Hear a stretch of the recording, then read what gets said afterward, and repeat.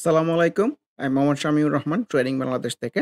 আশা করি সবাই ভালো আছেন। প্রথমেই বলতে চাই ট্রেডিং বাংলাদেশ ছোট পরিসরে ২ টি কার্যক্রমের সাথে যুক্ত আছে। একটি অনলাইন ওয়ার্কশপ সার্ভিস, অন্যটি স্টক সাজেশন। দুটোই নামমাত্র মূল্যে পেইড সার্ভিস।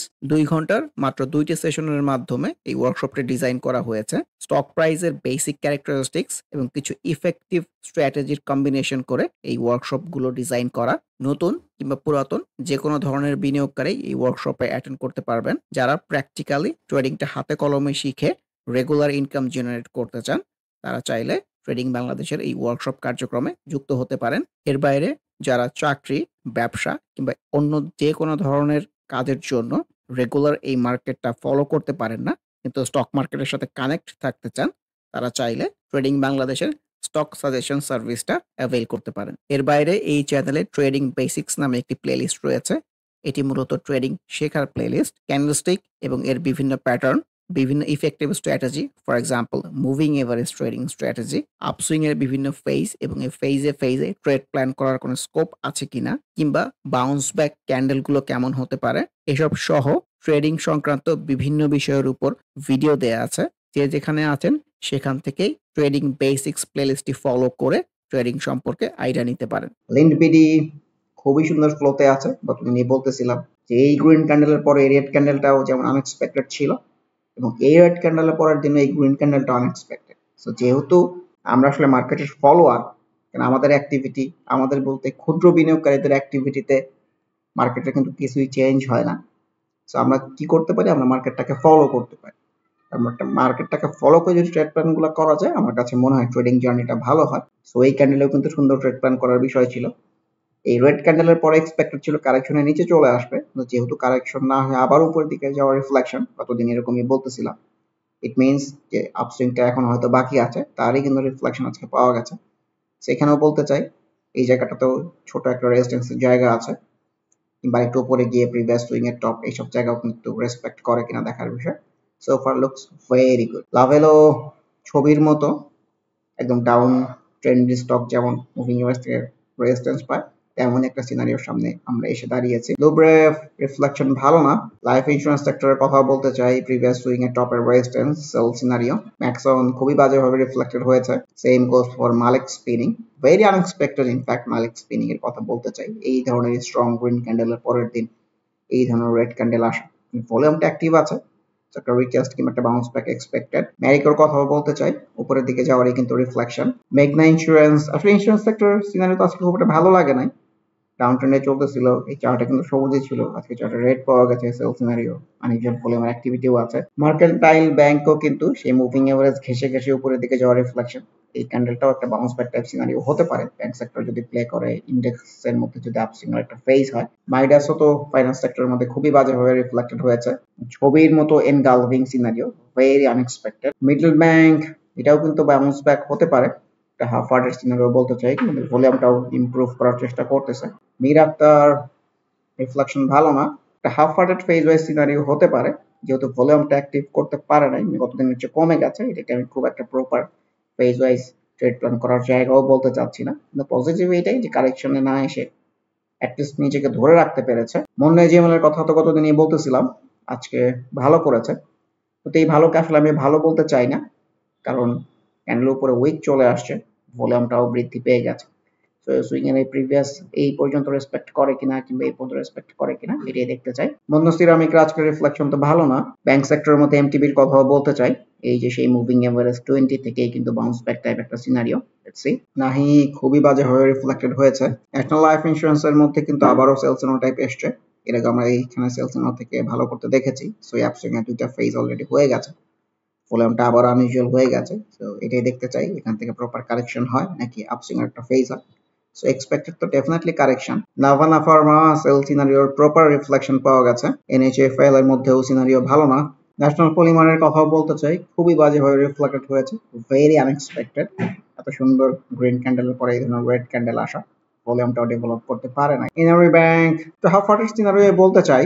এনটিসি তো আজকেও ভালো রিফ্লেক্টেড হয়েছে, লুকস ভেরি গুড। এটাই দেখতে চাই লো পেডের মধ্যে এই স্টকটা, এই আপসুইংটা কোথায় গিয়ে শেষ হয়। ওয়াইম্যাক্স এর কথাও বলতে চাই, sell scenario moving average resistance এর প্রপার রিফ্লেকশন পাওয়া গেছে। সো এইরকম হলে বিষয়টা বুঝতে খুব একটা কষ্ট হয় না, কিন্তু সুন্দর স্ট্রং গ্রিন ক্যান্ডেলের পরের দিনই যদি রেড চলে আসে, এটা আসলে খুবই আনএক্সপেক্টেড হয়ে যায়।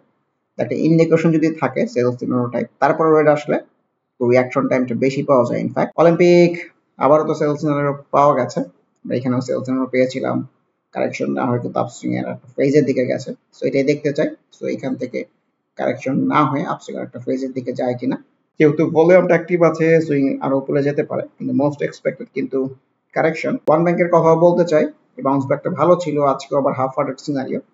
মুভিং এভারেজ 20টাকে যদি ক্রস করে চলে যায় তাহলে সিনারিওটা খুব একটা ভালো হবে এরকম মনে হচ্ছে না। ফরমাইড লোপের মধ্যে ভলিউম কন্টিনিউ হলে কিন্তু প্রিভিয়াস সুইং এর টপ এই জায়গা পর্যন্ত রেসপেক্ট করতে পারে। পায়োনিয়ার ইন্স্যুরেন্স প্রপার একটা আপসুইং এর পরে সেলস টাইপ ক্যান্ডেল এসছে, আনইউজুয়াল ভলিউমের অ্যাক্টিভিটিও আছে, ভলিউমটা ডেভেলপ করতে পারে না। পপুলার লাইফের মধ্যেও তো সেল সিনারিও, প্রিভিয়াস সুইং এর রেজিস্ট্যান্সের জায়গাটাও আছে। প্রগতি লাইফ আনপ্রেডিক্টেবল বলতে চাচ্ছি, টেক্সটাইল সেক্টরের মধ্যে পিটিএল এর সিনারিও কিন্তু ভালো না, এখানে যেমন একটা সেলস নেওয়ার পরেই কিন্তু কারেকশনের রিফ্লেকশন আসছে, সো এরকম হলে এক্সপেক্টেড। কারণ প্রিভিয়াস রেজিস্ট্যান্স জোনই থেকেই কিন্তু রেজিস্ট্যান্স পাচ্ছে, সিনারিও খুব একটা ভালো মনে হচ্ছে না। আনইউজুয়াল ভলিউমের অ্যাক্টিভিটিও থাকতে পারে। রহিমা ফুড লো পিরিয়ডের মধ্যে আনপ্রেডিক্টেবল বলতে চাচ্ছে। আর কি সিরামিক গতকালই তো রিফ্লেকশন পাচ্ছিলাম, তারই কন্টিনিউশন। রিলায়েন্স ওয়ান চার্টে তো সবুজ, চার্টে সবুজ মানেই ভালো। রবি মুভিং এভারেজ 20 ক্রস করে নিচে চলে আসছে, সিনারিও কিন্তু ভালো বলতে চাচ্ছি না। রবি নিয়ে যেটা বলতে চাই, দেখেন আমরা যারা ক্যান্ডেলস্টিকটা ফলো করি, চার্ট প্যাটার্নটা ফলো করি, তারা কিভাবে চিন্তা করি। এই প্রপার একটা আপসুইং হয়েছে, এখানে একটা সেলস নেওয়া ছিল, তারপর প্রপার কারেকশনে এসেছে, খুবই এক্সপেক্টেড সিনারিও। তারপরে কিন্তু একটা বাউন্স ব্যাক টাইপ পাওয়া গেছে মুভিং এভারেজ থেকে। সো এই ক্যান্ডেলেও যারা ইন্টু ট্রাই করেছেন, আমি যেটা সবসময় বলি যে বাউন্স ব্যাকের পরের দিনের রিফ্লেকশন ভালো না হলে সুইংটা কিন্তু উপরের দিকে যায় না। সো সে চাইলেও কিন্তু ম্যাচিউর ডেতে এই রেড ক্যান্ডেলে এক্সিট নিয়ে ফেলতে পারতো শুরুর দিকে, তাও কিন্তু কেনা দামের আশেপাশে এক্সিটটা নেওয়া সম্ভব। তারপরে যে আবার একটা বাউন্স ব্যাক পাওয়া গেছে, এটাকে আমি রিটেস্ট বলতে চাচ্ছি। সো এই ক্যান্ডেলেও যে এন্ট্রি ট্রাই করেছে, সো এটাকেও যদি রিটেস্ট বলি, সো রিটেস্টের পরের দিনের রিফ্লেকশন কিংবা তার পরের দিনের রিফ্লেকশনে কিন্তু খুব একটা ভালো হয় নাই। সো চাইলে কিন্তু কেনা দামের আশেপাশে এক্সিটটা প্ল্যান করে ফেলা সম্ভব, যেহেতু বাউন্স ব্যাকের পরের দিন ভালো না আসলে সিনারিও খুব একটা ভালো হয় না। তারই কিন্তু প্রপার রিফ্লেকশন পাওয়া যাচ্ছে যে এই নিচে চলে আসতেছে। সো এই কনসিডারেশনের মধ্যে যদি কেউ থেকে থাকেন, আমার কাছে মনে হয় এক্সিট প্ল্যান করে ফেলাটাই বেটার, কারণ কারেকশন হলে কিন্তু বড় কারেকশন হয়ে এইসব জায়গায় চলে আসলে অবাক হওয়ার মতো কিছু নাই। আবার সবকিছু ভুল প্রমাণিত করে দিয়ে কালকে বাউন্স করে ভালো করতে পারে, which is very less likely. ট্রেডিংটা প্র্যাকটিস করতে গেলে সবসময় আপনাকে এটা মাথায় রাখতে হবে, আপনি যা দেখবেন সেটাই যেন বিশ্বাস করে ওইটা অনুযায়ী ট্রেড প্ল্যানগুলো সাজাতে পারেন কিনা। রূপালী লাইভ সিনারিও কিন্তু ভালো মনে হচ্ছে না, ছোট্ট একটা আপসুইং তো ডেফিনেটলি হয়েছে, গতকালের ক্যান্ডেলটা খুবই সুন্দর ছিল, আমার এক্সপেকটেশন ছিল আজকেও ভালো করার রিফ্লেকশনের মধ্যে থাকবে। তো ডাউন ট্রেন্ডের স্টক এই মুভিং এভারেজ থেকে রেজিস্ট্যান্স পায়, রেজিস্ট্যান্স কিন্তু পেয়েছে। সো গতকাল এই ক্যান্ডেলেও যারা এন্ট্রি ট্রাই করেছেন তাদের এক্সিটটাও কিন্তু খুব একটা খারাপ হওয়ার কথা না।